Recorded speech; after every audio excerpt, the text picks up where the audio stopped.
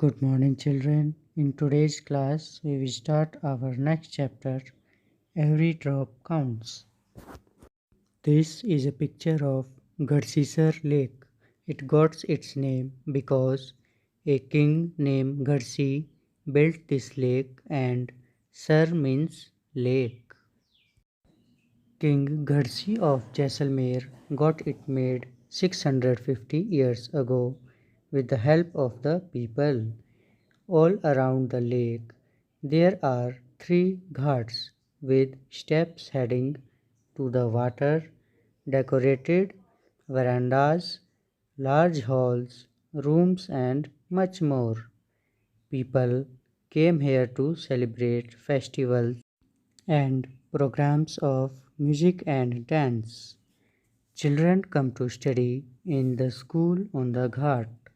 The talab belonged to everyone and everyone took care and keep it clean. In this picture you can see that this lake has three ghats. Ghat is a broad flight made with steps to reach to the river or lake.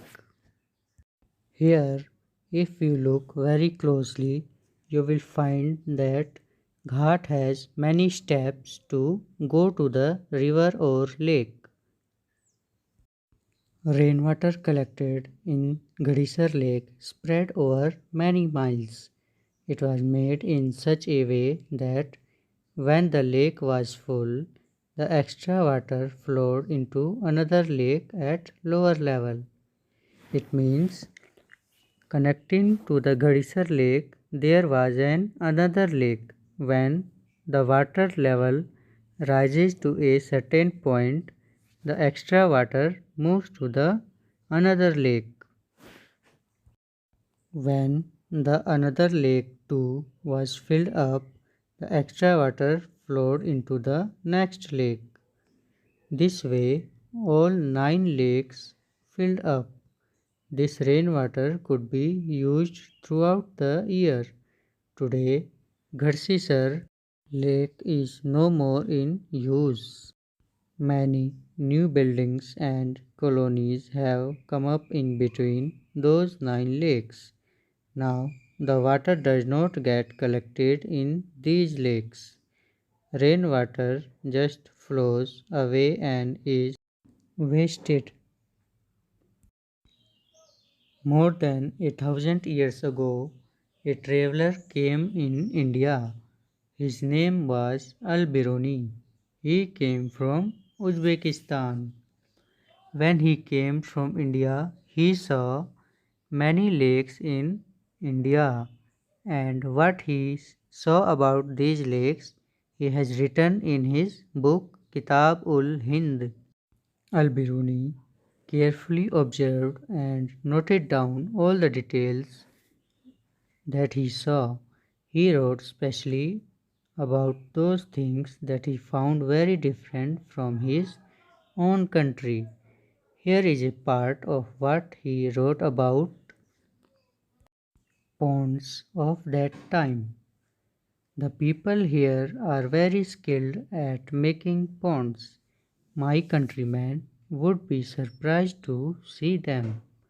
They pile up a huge rocks and join them with iron rods to build chabutaras, raised platforms. All around the lake between these there are rows of long staircases going up and down. These steps for going up and coming down are separate, so there is less crowding.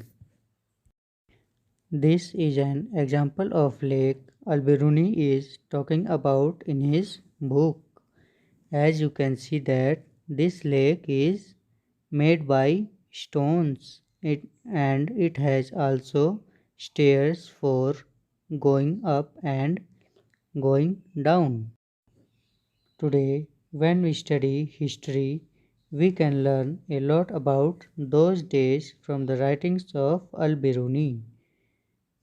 This stamp came out in 1973 1000 years later after this his birth.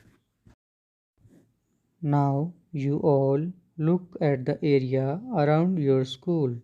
Are there any fields, farms, pakka roads, drains, etc.? Is the area sloping, rocky, or flat? Think what will happen here when it rains. Where will the rainwater go? Into the drains, pipes, or pits? Is some water getting soaked into the soil? Besides Jaisalmer, many places in Rajasthan get very little rainfall, like Badmer, Ajmer, Jodhpur, etc. These places are in Thar desert of Rajasthan, so these places get very little rainwater. At these places, it rains for only a few days in the entire year, sometimes not even that much. The rivers here do not have enough water all around the year, and yet most of the villages in these areas did not have a storage of water. People knew that every drop of water was precious. Lakes and johars were made to collect water. Children, small lakes are called johars in local language.